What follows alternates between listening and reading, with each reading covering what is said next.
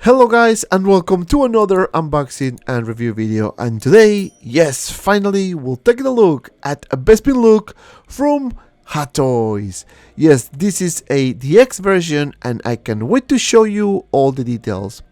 But before we start, if you want to get this figure or any other collectibles, make sure you check out Comic Concepts. I put the link in the description below.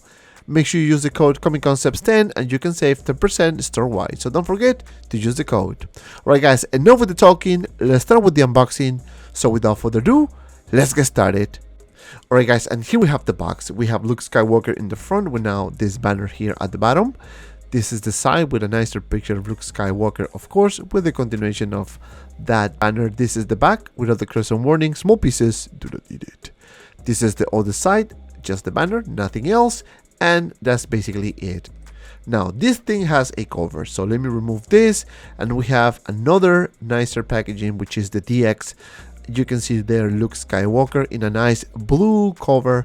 This is the side, Luke Skywalker Bespin Deluxe Edition DX25, and this is the back with more warnings and credits, of course. And the other side of the box, Luke Skywalker Star Wars, and that's basically it.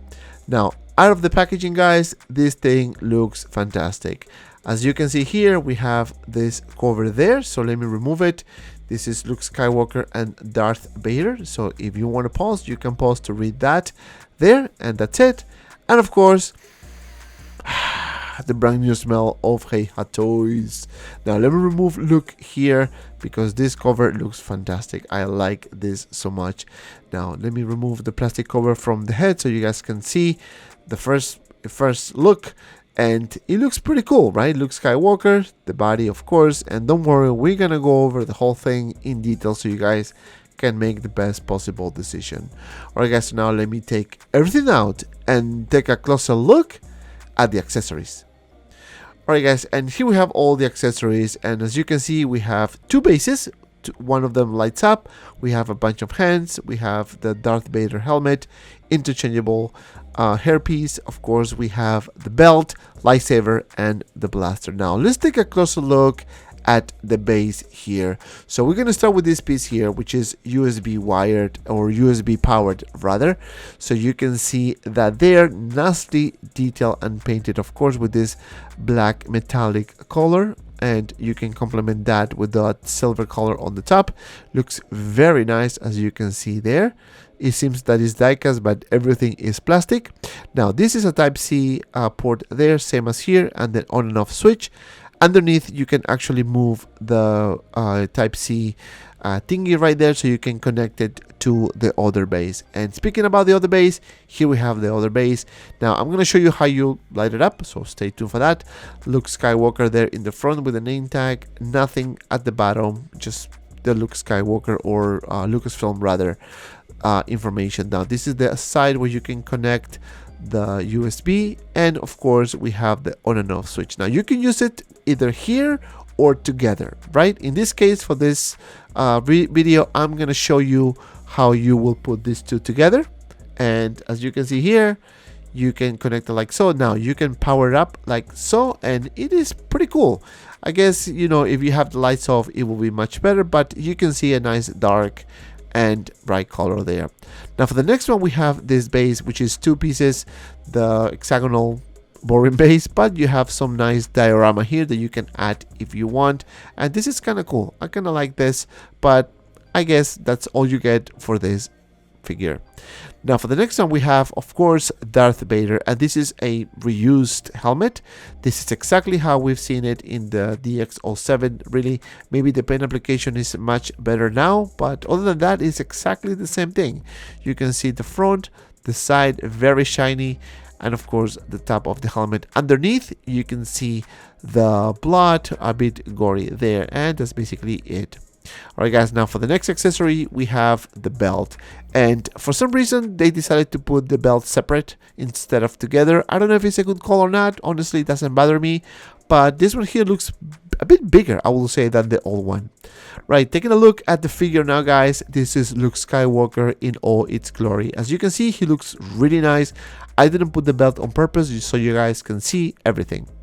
Now let me see how tall this figure actually is. And Luke Skywalker is almost 12 inches tall. Alright guys, so now let's move on and take a closer look at the head sculpt and all the details. Now as you can see, this head sculpt looks very nice. The hair piece is really nice as well. It's a bit different than the prototype, of course, but other than that, I think this looks very nice. I mean, I think this time they caught the likeness of Mark Hamill much better than other times, so not bad.